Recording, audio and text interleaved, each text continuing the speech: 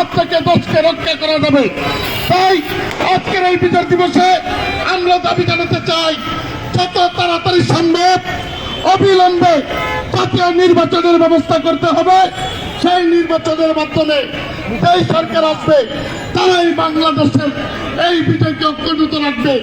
এই আশাবাদ ব্যক্ত করে আমি আবার এই বিজয় দিবসে সকলকে আন্তরিক অভিনন্দন এবং শুভেচ্ছা জানিয়ে আমি আমার বক্তব্য শেষ করছি।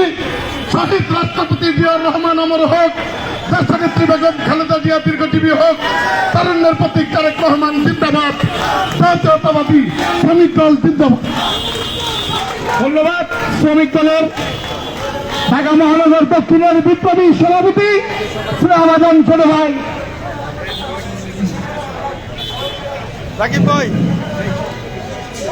সুমন ভুইয়াকে এই মুহূর্তে আপনাদের সম্মুখে বক্তব্য নিয়ে আসছেন ঢাকাবাসী আয়োজিত জাতীয়তাবাদী পরিবার আয়োজিত বিজয়ের 54তম বার্ষিকী উদযাপন উপলক্ষে আলোচনা সভা, পুরস্কার বিতরণ ও সাংস্কৃতিক সন্ধ্যার বিপ্লবী সভাপতি, পুরাতন সন্তান, ঢাকা শাসনের মা মাটি মানুষের নেতা, জননেতা ইসহাক সরকার। এই কোন নেতা আছে? নেতা সরকার, ইসহাক সরকার। আসসালামু আলাইকুম। সবাই ভালো আছেন? সবাই ভালো আছেন? প্রধানমন্ত্রীকে হাত উঁচু করে দেখিয়ে দেন। সবাই ভালো আছেন? আলহামদুলিল্লাহ। এটা যদিও রাজনৈতিক কোনো মঞ্চ নয়, আমি রাজনৈতিক কোনো বক্তব্য দিতেও চাই না। আজকে শুধু বিজয়ের আনন্দ উদযাপন করবো আমরা। আপনারা এখানে অনেকেই অনেক কষ্ট করে দাঁড়িয়ে আছেন, যদিও আমরা চেয়ার দিতে পারিনি। আমার ডান পাশে দাঁড়িয়ে বসে আছে আমার মা বোনরা, অনেকেই বসে আছেন, অনেকে দাঁড়িয়ে আছেন, যদিও আমরা তাদেরকে চেয়ার দিতে পারিনি। আমরা দুঃখ প্রকাশ করছি। আসলে আজকে আমরা আনন্দ উদযাপন করার জন্য এসেছি। দীর্ঘ ১৭টি বছর আমরা আনন্দ বিনোদন থেকে আমরা বিচ্যুতি ছিলাম, এই জন্য আজকে আমরা আনন্দ করতে এসেছি। নাকি সবাই আনন্দ করবেন তো? শেষ পর্যন্ত থাকবেন? আপনাদের জন্য কিছু বিনোদনের ব্যবস্থা রাখা হয়েছে, সাংস্কৃতিক সন্ধ্যা। যদিও আমাদের অনেক কষ্ট আছে, যন্ত্রণা আছে, আমরা স্বাধীনতার পরিপূর্ণ স্বাদ পাইনি এখনো। শেখ হাসিনা পালিয়ে গিয়েছে, কিন্তু কিছু জিনিস রেখে গিয়েছে আমাদের। আপনারা জানেন, পালিয়ে যাওয়ার আগে অসংখ্য ছাত্র জনতার রক্ত তার হাতে লেগে আছে। এর আগে আপনারা এখানে মঞ্চে দেখতে পাচ্ছেন যে আমাদের অসংখ্য ভাইয়েরা যারা দীর্ঘ 13 বছর যাবৎ ঘুমের শিকার হয়ে এখনো কোথায় কি অবস্থা আছে আমরা জানি না। আমরা স্বাধীনতা পরিপূর্ণ স্বাদ সেদিনই পাবো যেদিন আমাদের ঘুম পরিবারদেরকে আমাদের কাছে ফিরে পাবো।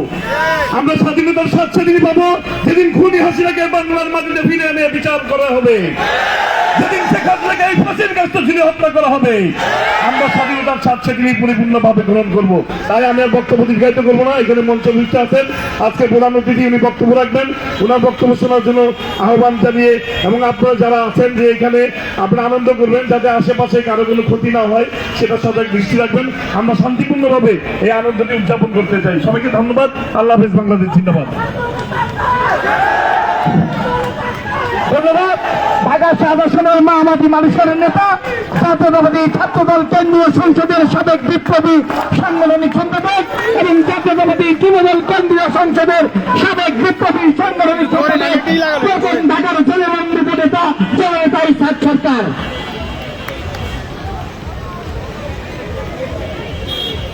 এই মুহূর্তে আপনাদের সম্মুখে বক্তব্য নিয়ে আসছেন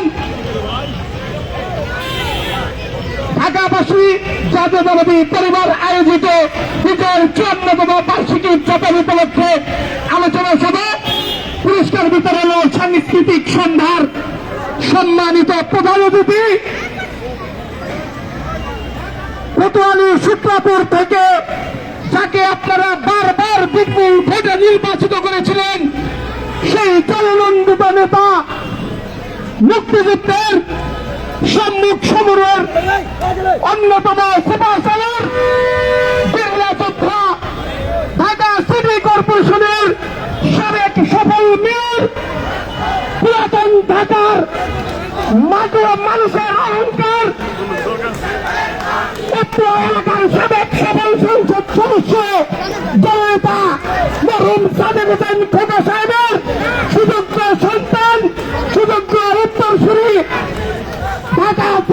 কর্পোরেশনের জনতার মেয়র ঢাকা মহানগর দক্ষিণ বিএনপির অন্যতম সিনিয়র সদস্য জননেতা ইশরাক হোসেন, ইঞ্জিনিয়ার ইশরাক হোসেন।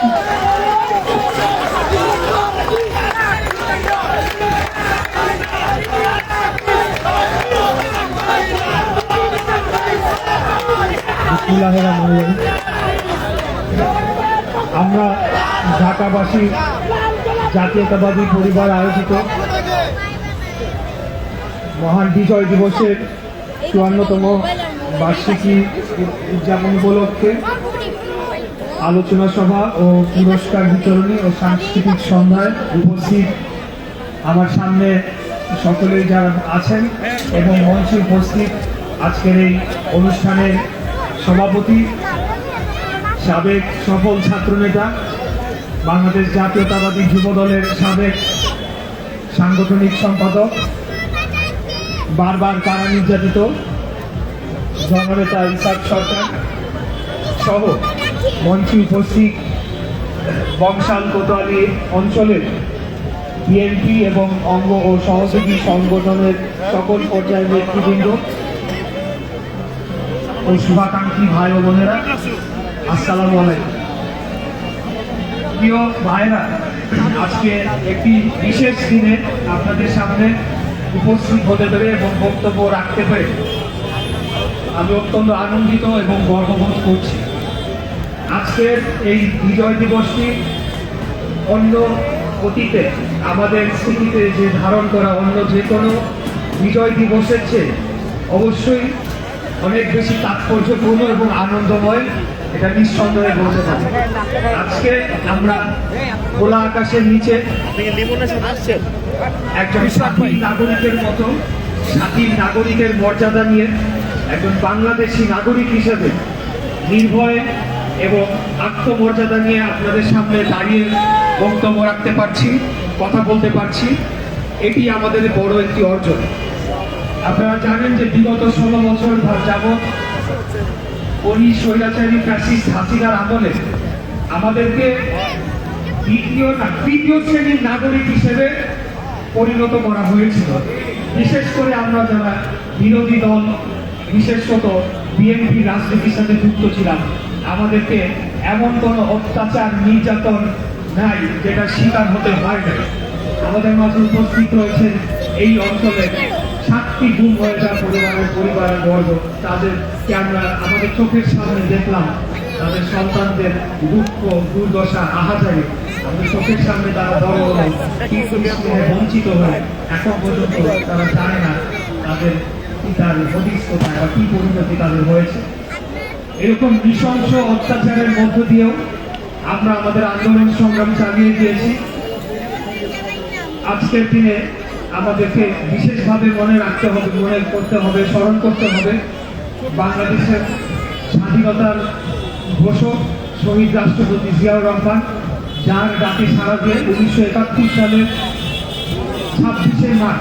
25শে মার্চ রাতে, কাল রাতে যখন পাকিস্তান হানাদার বাহিনী এই হাসিনার বাহিনীর মতো সাধারণ জনগণ এবং ঢাকা বিশ্ববিদ্যালয়ের ছাত্রদের উপর হামলা করে হত্যাযজ্ঞ চালায়, তখন একজন মেজর মাত্র 36 বছর বয়সে বুকে সাহস নিয়ে তিনি কালুরঘাট বেতার কেন্দ্র দখল করেছিলেন এবং সেখান থেকেই তিনি নিজে পূর্ণাঙ্গ একটি স্বাধীনতার ঘোষণা দিয়েছিলেন, যা এই উপমহাদেশে একটি বিরল ঘটনা। অতীতে দেখা যায় না এই ধরনের একটি ঘোষণা। সেই ঘোষণার মাধ্যমে যে সম্মুখ সমরের যে যুদ্ধ শুরু হয় এবং 9 মাস যুদ্ধের পরে 16ই ডিসেম্বর আমরা আমাদের স্বাধীনতা লাভ করি।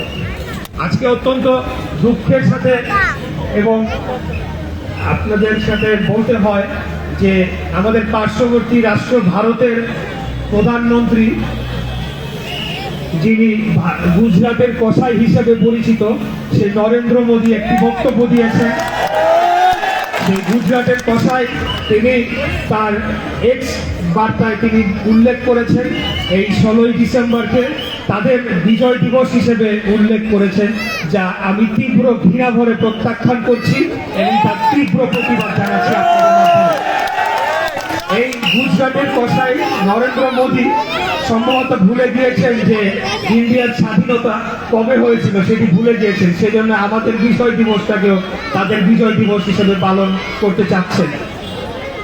আমি বলবো যে এই ধরনের বক্তব্য এবং উক্তি আমাদের দুই দেশের সম্পর্কে অবশ্যই প্রভাব পড়বে, এবং সেই থেকে আমরা ভারতের যে আমাদের প্রতি তাদের যে আচরণ এবং গত 16 বছর ধরে তারা একটি অবৈধ সরকারকে যেভাবে বারবার সমর্থন দিয়ে এসেছে, বারবার তিনটি ভুয়া নির্বাচনে তারা সমর্থন দিয়েছে এবং মদত দিয়েছে, এবং আমাদের উপর যে অত্যাচার নির্যাতন গুম খুন হয়েছে তার বিরুদ্ধে কোনোদিন প্রতিবাদ জানানো তো দূরের কথা, তারা বরঞ্চ এই বিষয়ে সবসময় নিশ্চুপ থেকেছেন। তো আমি আর এই পর্যায়ে বলতে চাই যে আমরা তীব্র ঘৃণা ভরে প্রত্যাখ্যান করছি এবং আমরা এটার প্রতিবাদ জানাচ্ছি। আজকে এই 2024 সালে এসে জুলাই আগস্টের ছাত্র জনতার গণ অভ্যুত্থানের মাধ্যমে আমি মনে করি যে আমরা আমাদের স্বাধীনতাকে ফেরত পেয়েছি। 1971 সালের 16ই ডিসেম্বর 1971 সালে ফয়সালা হয়ে গিয়েছিল, যখন স্বাধীনতার ঘোষণা এসেছিল এবং রক্তক্ষয়ী যুদ্ধের মাধ্যমে বাংলাদেশ স্বাধীন হয়, যে এই বাংলাদেশ হবে একটি স্বাধীন সার্বভৌম গণতান্ত্রিক রাষ্ট্র, যে দেশে জনগণ তাদের ভোট দিয়ে জনগণকে রাষ্ট্র ক্ষমতায় নিয়ে আসবে। সেটা যেই দলকেই ভোট দেন বা যাকেই ভোট দেন, সেটা জনগণের উপরে ন্যস্ত থাকবে। সেখান থেকে আমাদের স্বাধীনতাকে হরণ করা হয়েছিল। বিগত 16 বছর যাবৎ আপনারা জানেন যে একটি ভয়াবহ মুজিববাদ ফ্যাসিবাদকে বাংলাদেশে প্রতিষ্ঠা করা হয়েছিল। আমার মনে আছে যে গত 16 বছর আপনারা নিশ্চয়ই খেয়াল থাকবেন, এই বিজয় দিবসের দিন যখন আমরা রাস্তায় বের হইতাম, কোনায় কোনায় প্রত্যেকটা বিল্ডিং এর মোড়ে মোড়ে এই শেখ মুজিবের ছবি, ওই শেখ মুজিবের ভাষণ ওই 2 দিন আগের থেকে শুরু হইতো, 5 দিন যাবৎ চলতো, সারা রাত ধরে একই ভাষণ চলতো, যেন বাংলাদেশে আর কোনো মানুষ মুক্তিযুদ্ধ করে নাই, আর কেউ কোনো আত্মত্যাগ নাই, ওই একটা শেখ মুজিবই বাংলাদেশকে স্বাধীন করেছেন। এই ধরনের একটি ইতিহাসকে বিকৃত করে বিশেষ করে তরুণ সমাজের মধ্যে এটা প্রতিষ্ঠা করার অপচেষ্টা করেছিল আওয়ামী লীগ। তখন আমরা বিজয় দিবস উদযাপন তো দূরের কথা, আমরা যখন রাস্তায় বের হতাম, রাস্তায় চলাফেরা করতাম, মানে নিজেদেরকে মনে হতো যে আমরা কোন রাষ্ট্রে বসবাস করছি, আমরা কি কারো দয়া করছি না, কারো ভিক্ষা নিয়ে আমরা বসবাস করছি কিনা, আমরা এই আওয়ামী লীগ এই মুজিববাদের বাস করছি কিনা। অথচ বাংলাদেশের মুক্তিযুদ্ধের সময় সাধারণ জনগণ মুক্তিযুদ্ধ করে বাংলাদেশকে স্বাধীন করেছিল। এটি কোনো একটি ব্যক্তি ও একটি দলের কোনোদিনও ছিল না, কোনোদিনও না। তো আজকে এই স্বাধীন বাংলাদেশে আমরা সঠিক ইতিহাসটাকে আমরা জানার চেষ্টা করব, আমরা পড়ার চেষ্টা করব। বিশেষত অনেক তরুণ সমাজে অনেক ভাই আমার সামনে রয়েছে, আমার কথাও বিশ্বাস করার দরকার নাই, আপনারা নিজেরাই ইতিহাস পড়েন, ইতিহাসকে মেলান এবং আপনারা দেখতে পাবেন, আপনারা নিজেরাই বুঝতে পারবেন যে বাংলাদেশের আসল ইতিহাসকে কিভাবে বিকৃত করা হয়েছিল। 7ই মার্চ যদি স্বাধীনতার ঘোষণা দিয়ে আসতো, তাহলে 8ই মার্চ থেকে যুদ্ধ শুরু হওয়ার কথা, কিন্তু শেখ মুজিবুর রহমান পাকিস্তান সরকারের সাথে 18, 19, 20, 21, 22, 24 তারিখ পর্যন্ত অফিসিয়াল এবং আনঅফিসিয়াল বারে মিটিং করেছে, এবং কোনো স্বাধীনতার কোনো যুদ্ধের কোনো পরিকল্পনা তাদের মধ্যে পরিকল্পনাই ছিল না। ঘোষণা করতে গেলে একটা প্রস্তুতি ছিল না, পরিকল্পনা ছিল না। আমি অনেক এই বিষয়ে বই পুস্তক পড়ে জানতে পেরেছি, মার্চ মাসের শুরু থেকে বিশেষ করে 10 তারিখের পরে থেকে তৎকালীন সেনাবাহিনীতে যারা বাঙালি অফিসাররা ছিলেন, তারা বিভিন্ন মাধ্যমে তারা বার্তা দেওয়ার চেষ্টা করছিলেন, কারণ পাকিস্তান সেনাবাহিনী তখন পশ্চিম পাকিস্তান থেকে বাংলাদেশের চট্টগ্রাম বন্দরে জাহাজের মাধ্যমে বিভিন্ন সমরাস্ত্র, ট্যাঙ্ক এবং এমনকি তারা হজ যাত্রীদের পরিচয় পিআইএ পাকিস্তান যে এয়ারলাইন্স, সেটার ফ্লাইটের মাধ্যমে দিনে শত শত ফ্লাইট ল্যান্ড করেছে এবং তাদের সৈন্যবাহিনীকে জড়ো করছে। এই বার্তাটি কিন্তু আমাদের সেনাবাহিনীর কর্মকর্তারা ওই সময় রাজনৈতিক নেতৃবৃন্দ অর্থাৎ আওয়ামী লীগকে দিচ্ছিলেন, যাতে একটা প্রস্তুতি গ্রহণ করা হয়। সেই প্রস্তুতি যদি গ্রহণ করা হতো এবং সঠিক সময়ে যদি রাজনৈতিক নেতৃবৃন্দ মুক্তিযুদ্ধের ঘোষণা দিত, তাহলে এত যে ক্ষয়ক্ষতি হয়েছে, বিশেষ করে 25শে মার্চ রাতে যে নিরীহ জনগণকে এক হত্যাযজ্ঞ চালানো হয়েছে, সেই থেকে আমার মনে হয় যে আমার মনে হয় না, আমি অনেক বিশেষজ্ঞদের বক্তব্যের মাধ্যমে জানতে পেরেছি, তারা বলেছেন তাহলে সেটিকে এড়ানো সম্ভব হতো। তো যাই হোক, আমি আজ দীর্ঘ বিস্তারিততে যাব না, আজকে একটি রাজনৈতিক মঞ্চ নয়। তবে 16ই ডিসেম্বর আমাদের বিজয়ের মাস, আমাদের বিজয় দিবস, আমরা এটাকে বুকে ধারণ করে এবং 24-এর যে ছাত্র জনতার গণ অভ্যুত্থানের যে স্পিরিট, সেটাকে আমরা লালন করে আগামী দিনে জনগণের কল্যাণে বাংলাদেশের স্বাধীনতা সার্বভৌমত্বকে রক্ষা করার জন্য আপনাদেরকে সাথে নিয়ে বাংলাদেশের রাজনীতি করে দেবো ইনশাআল্লাহ। এবং যদি জনগণ আগামী দিনে একটি নিরপেক্ষ, গ্রহণযোগ্য, সুষ্ঠু, সঠিক, অন্তর্ভুক্তিমূলক নির্বাচনের মাধ্যমে বাংলাদেশ জাতীয়তাবাদী দলকে ক্ষমতায় নিয়ে আসে, আমাদের নেতা দেশ নায়ক তারেক রহমানের নেতৃত্বে 31 দফার সংস্কার বাস্তবায়ন করব, দীর্ঘমেয়াদে বাংলাদেশের গণতন্ত্রকে সুসংহত করব, প্রতিষ্ঠা করব এবং বাংলাদেশ রাষ্ট্রকে একটি উন্নত এবং অন্যতম পরাক্রমশালী রাষ্ট্র হিসেবে, দক্ষিণ এশিয়ার রাষ্ট্র হিসেবে আমরা প্রতিষ্ঠা করব, যাতে এই নরেন্দ্র মোদী, ভারতের মতন রাষ্ট্ররা, এই দালালরা যাতে চোখ তুলে বাংলাদেশের জনগণের দিকে, বাংলাদেশের রাষ্ট্রের দিকে ভুলেও কোনোদিন না তাকাতে পারে। আমাদের স্বাধীনতা, সার্বভৌমত্ব, বাংলাদেশের অখণ্ডতাকে আমরা রক্ষা করব ইনশাল্লাহ। এই প্রতিজ্ঞা করে আমার বাবা মরহুম সাদেক হোসেন খোকা, উনি একজন গেরিলা মুক্তিযোদ্ধা ছিলেন, আমিও মনে করি আমি একজন, আমরা সবাই যোদ্ধা, সর্বক্ষণিক আমরা দেশের রক্ষায়, জনগণকে রক্ষায় আমরা আন্দোলন সংগ্রামের মাধ্যমে যুদ্ধ করে যাচ্ছিলাম। আগামী দিনেও আমাদের এই যুদ্ধ চলমান থাকবে এবং আমরা বাংলাদেশকে রক্ষায় যে কোনো মুহূর্তে আমরা প্রস্তুত রয়েছি। এই বলে আপনাদেরকে আবারও শুভেচ্ছা জানিয়ে এবং আমাদের বিজয় দিবসকে আপনারা যথাযোগ্যভাবে আপনারা আনন্দ উৎসবের সাথে আপনারা পালন করবেন, সেই আহ্বান জানিয়ে আপনাদের মাঝে যে কোনো বিপদে আপদে আগামী দিনে আপনাদের পাশে থাকার প্রতিজ্ঞা করে আমার বক্তব্য শেষ করছি। খোদা হাফেজ। বাংলাদেশ জিন্দাবাদ, বাংলাদেশ জাতীয়তাবাদী দল জিন্দাবাদ। শহীদ রাষ্ট্রপতি জিয়াউর রহমান অমর হোক। আমাদের প্রাণপ্রিয় নেত্রী, দেশনেত্রী বেগম খালেদা জিয়া জিন্দাবাদ।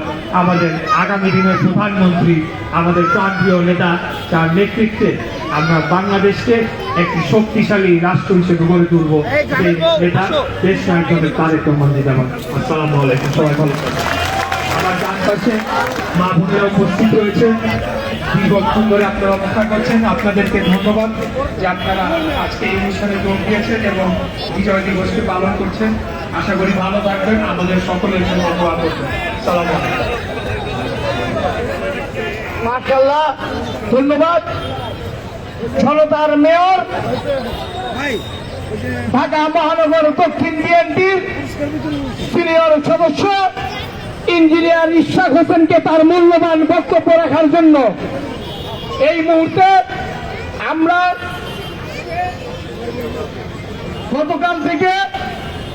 গতকাল রাত থেকে যারা আজকে পর্যন্ত বিভিন্ন খেলাধুলায় অংশগ্রহণ করেছিলেন, তাদের মধ্যে যারা প্রথম, দ্বিতীয় এবং তৃতীয় স্থান অধিকার করেছেন, তাদেরকে আমি মঞ্চের পাশে অবস্থান নেওয়ার জন্য অনুরোধ করছি।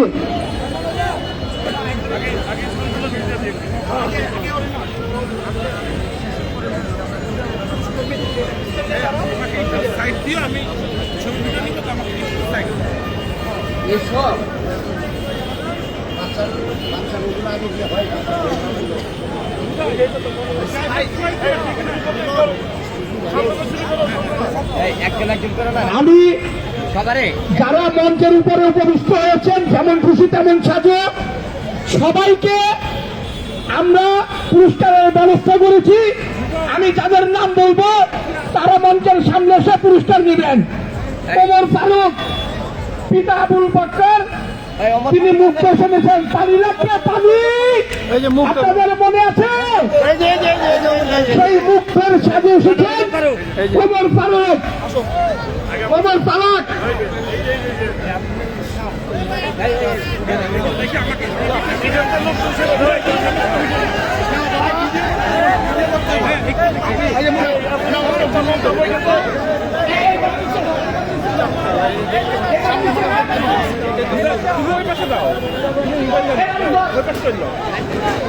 দ্বিতীয় ফাতেমা তুচ্চরা, পিতা হাসান আল মামুন, বেগম খালেদা জিয়া।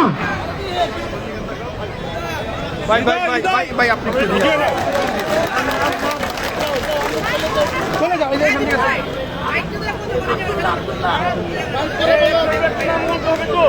আমাদের মাঝে ইতিমধ্যে সে উপস্থিত হয়েছেন ঢাকা মহানগর দক্ষিণ যুব দলের বিপ্লবী সভাপতি খন্দকার এনামুল হক। ঢাকা মহানগর দক্ষিণ যুব দলের বিপ্লবী আহ্বায়ক খন্দকার এনামুল হক।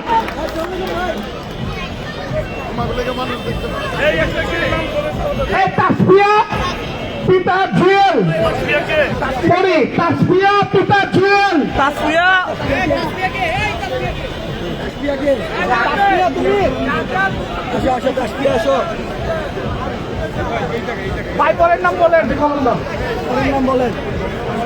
আশরাফ পিতা জাহাঙ্গীর, ওদিকে ওই যে আশরাফ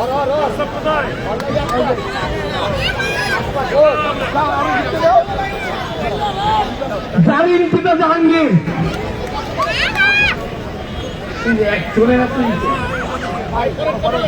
সাইমা আক্তার রোজা পিতা কামাল,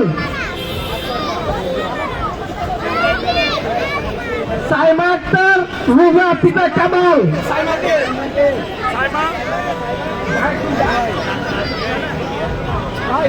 সাইমা আক্তার রোজার পক্ষে,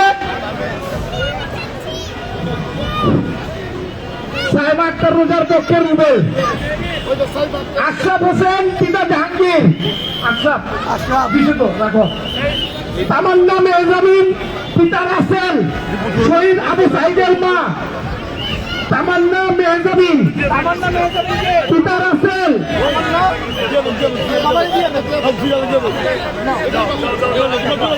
তাকে এইভাবে পাওয়া যাবে না। আমি সিরিয়ালের সবাইকে নেওয়ার জন্য অনুরোধ করছি।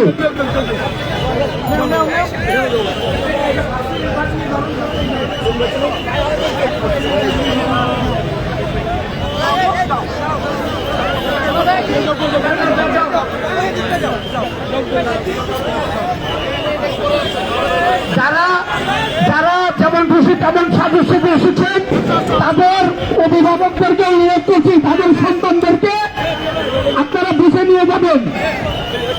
তাদের সন্তানদের যাদের সন্তানরা এখানে যেমন খুশি তেমন সাজে অংশগ্রহণ করেছেন তাদেরকে অনুরোধ করছি আপনারা আপনাদের সন্তানদেরকে নিজ দায়িত্বে নিয়ে যাবেন।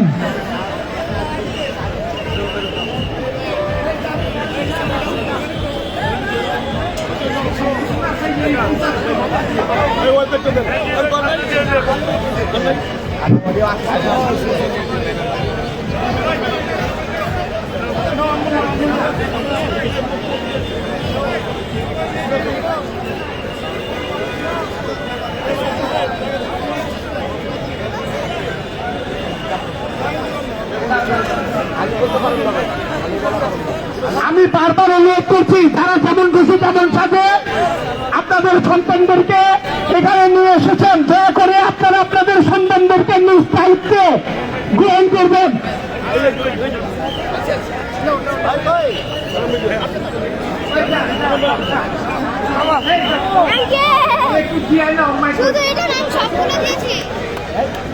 সিঁড়ির সামনে, মঞ্চের সিঁড়ির সামনে অভিভাবকরা অবস্থান নিন। আপনারা আপনাদের সন্তানদেরকে নিজ দায়িত্বে নিয়ে যান।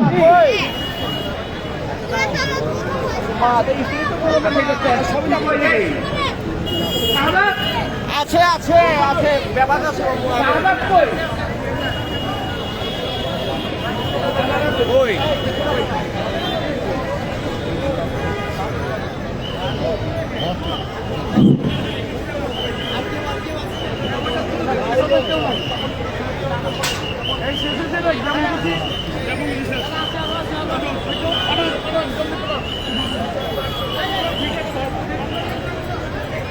আমি যারা যেমন খুশি তেমন সাথে আমাদের শিশু বাচ্চারা এসেছেন তাদের পরিবারকে অনুরোধ করছি আপনারা মঞ্চের পাশে যে সিঁড়ি আছে সেখানে অবস্থান নিন এবং আপনাদের সন্তানদেরকে নিজেরা নিজ দায়িত্বে বুঝে নিন।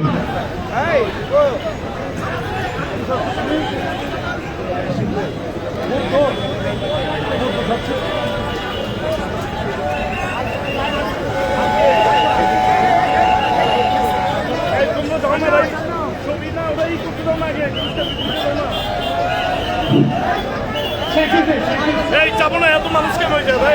ক্যামেরাম্যান এখানে একটু বেশ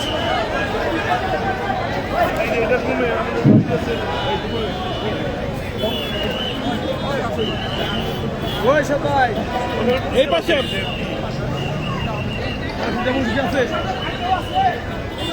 এই কোন পরিবার আমি গুম পরিবার আমাদের গুমা ভাইবোন পরিবারদেরকে মঞ্চে আসার জন্য প্রধান অতিথির কাছ থেকে পুরস্কার নেওয়ার জন্য অনুরোধ করছি।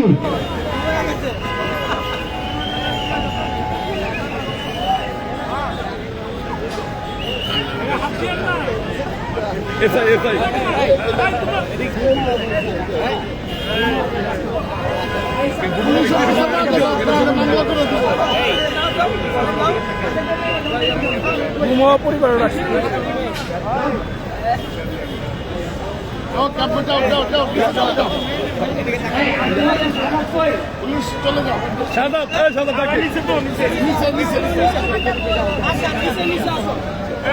এই যে গুমো এই যে গুম আমি এই সামনেটা একটু ছেড়ে দিতে অনুরোধ করছি গুম পরিবারের পক্ষ থেকে।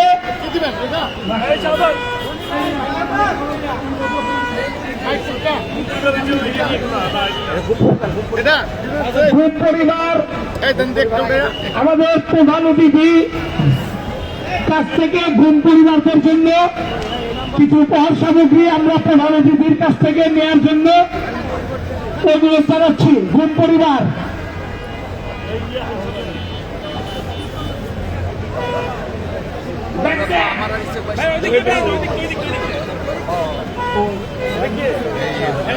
এদিকে তাকাতে পারবে, হ্যাঁ এদিকে কোন পরিবার না এখানে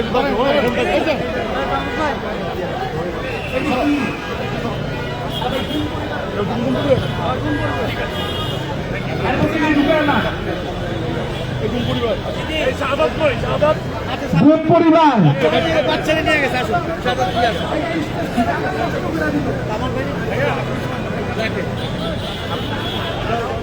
স্টেজের উপরে অসংখ্য লোকের অবস্থান হয়ে গিয়েছে, আপনারা দয়া করে নিজ দায়িত্বে নিচে নামুন। ভাই সোহেল সরকার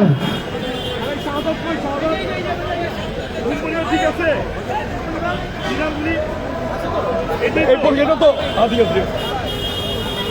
এই কামাল ভাই আর কই কামাল ভাই কই আর কে আছে?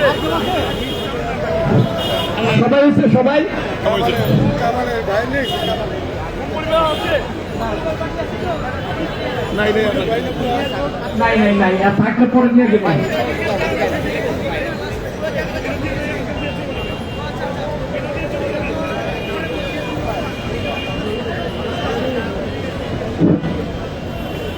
গুম পরিবার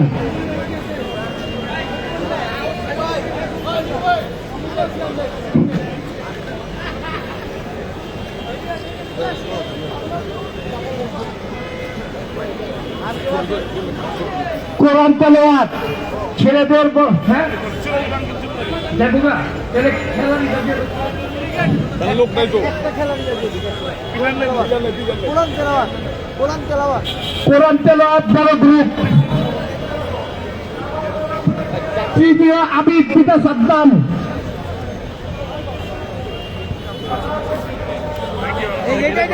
তৃতীয় স্থান আবিদ পিতা সাদ্দাম